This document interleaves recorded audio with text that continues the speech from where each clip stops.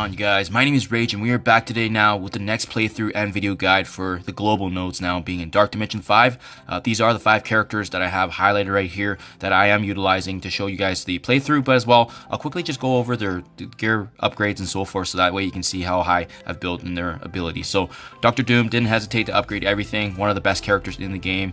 The fact that he has an ultimate that can heal and grant additional turn meter to the weakened allies, it's absolutely huge, and his damage is much appreciated. If you're able to bring him, even though he's a little costly, it's going to be a night and day experience, just because I have seen other content creators commenting that not bringing Dr. Doom can greatly extend the number of turns that you need to actually push through. Next up, we do have actually Captain Sam here synergizing with the Secret Avengers, but you know, it's really beautiful in the sense that he provides turn meter, defense up, energy, just synergizing with the rest of the crew that we have. Costly on the skill gear material, but well worth it if you can bring him, and as well utilized every day in the Doom 2.3 raids. Sharon Carter, again, working in tandem with the Secret Avengers, but she's really going to be the main forefront for crowd controlling, having an ability block, a stun. Her baton strike basic attack also in raids reduces the turn meter, but unfortunately we won't get that bonus here just because it is Dark Dimension. But either way, regardless, it still adds value outside of the game mode in Dark Dimension.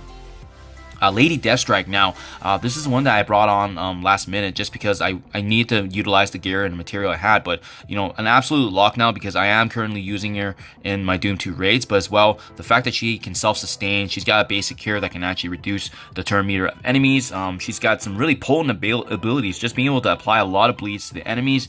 And what I really like about her is her passive here, where each turn she does actually heal herself, and when she drops below that threshold, she does gain additional death proof and evasion. So in other words, she does have self-sustaining capabilities and she can keep herself alive, which is much appreciated, especially with these longer nodes. And then lastly, we have Maria here actually rounding out the rest of the crew with her supportive capabilities, shield care package, and being able to add healing and sustain to the team, but as well as being able to summon fellow troopers that can soak up damage with offense up, additional damage, so forth. So these 5 characters have worked extremely well for me. Let's dive right in now to the gameplay. Now, similar to the last 2 global nodes that we faced, the setup of the initial battle is actually extremely important. So right from the beginning, we are going to be wanting to target Ant-Man just because he's got some pretty strong offensive capabilities and he's very squishy. So from the beginning, we're going to want to use Sharon Carter, if you guys have her on the team, to crowd control a couple of key enemies that's going to increase the odds here of us doing well. First thing, we noticed that Squirrel Girl used her cleanse right from the beginning, so go ahead and actually stun, as you can see, Mr. Fantastic there, and as well as the ability block on Invisible Woman is going to help us quite a bit because it slows down any barrier, any healing that they have for sustain, and as well now you can see these negative effects being on them. And again, with Dr. Doom having his ultimate, being able to bolster our damage, be able to apply that disruption against key enemy targets, and again focusing on that damage here on Ant-Man. You can see slowly but surely we do some really good work here, especially with Lady Deathstrike making some meaningful impact with her bleeds. So it'll beat some time, but fortunately these enemies, so as long as there's negative conditions on them, we're in a good spot. Ant-Man finally goes down, but we need to be mindful of the fact that they do have 2 cleansers in both Squirrel Girl and Invisible Woman, hence why it's important to extremely ensure that these guys are under a crowd control basis thanks to Sharon Carter's abilities. With those key enemies being disabled here, as you can see, with them being stunned or ability blocked, I had a chance then to finish off Wasp. So that's both Ant-Man and Wasp down, and I do highly recommend taking those 2 down because they're really squishy, and getting them out of the way ensures that we have some additional damage mitigation. Scarlet Witch was also pretty weak here, so we just went ahead here as well just to focus on her and to finish her off. Now for the next ability block, I actually used it on Mr. Fantastic just because out of this cluster, he is the one that has the most damage. And now with LDS, Lady Deathstrike here buying us more time with her turn meter reduction, you should be able to get into a pretty good rhythm here where the energy comes back from Captain Sam to allow Sharon Carter to constantly use her crowd controlling, and as well as Dr. Doom being able to generate additional turns when he uses ultimate. So we're actually in a really good spot right now. It took me a few tries to get to this point, but you're gonna see that either Squirrel Girl or Invisible Woman eventually is gonna be able to cleanse. Even Scientist Supreme, as you can see here there with her passive revive, actually brought back Ant-Man. So that's why it's nice to take down these squishier enemies first, because even if they come back alive with the passive revive, we have no issues taking them down just because they are squishier. Now at this point, I would highly survey and see who's weaker. Mr. Fantastic is quite weak, and we want to leave tankier enemies, the ones that can cleanse, for the very end of this wave, because it's going to put us in a really good position to generate ability energy for the next wave that comes, and that's always going to be the game plan here. Seeing that Scientific Supreme is quite squishy, we go ahead and just finish her off as well. And if you have these 4, you're in a really good spot, because they don't do a lot of damage, and this is exactly where we want to be. And at this point, just save up energy, because there's some really meaningful and impactful waves coming, and we want to make sure that we have our energy ready to go here.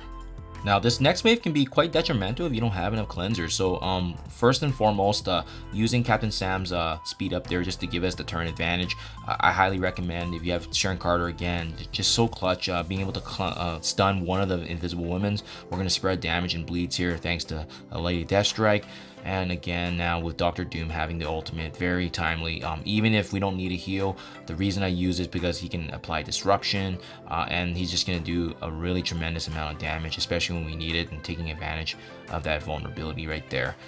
The other notable thing is the speed turn meter increase that he gives here, right? So because of that, Sharon Carter right away gets a turn again, and we ability block and stun both the invisible women, which is absolutely huge here, because those 2 are the ones that we can keep at bay, allowing us to ensure our negative conditions can stay here, giving us that really huge, significant advantage in battle here.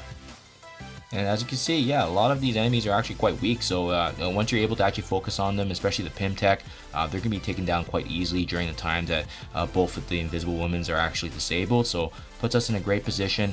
Unfortunately, you see right there that my Sharon Carter actually does get finished off, unfortunately, and it took me a lot of RNG to get to this point, so I left it as is. But the mentality now is that the one shot may not be as fortunate now. We may have to just take down as much as we can, especially with a key character in Sharon Carter being eliminated.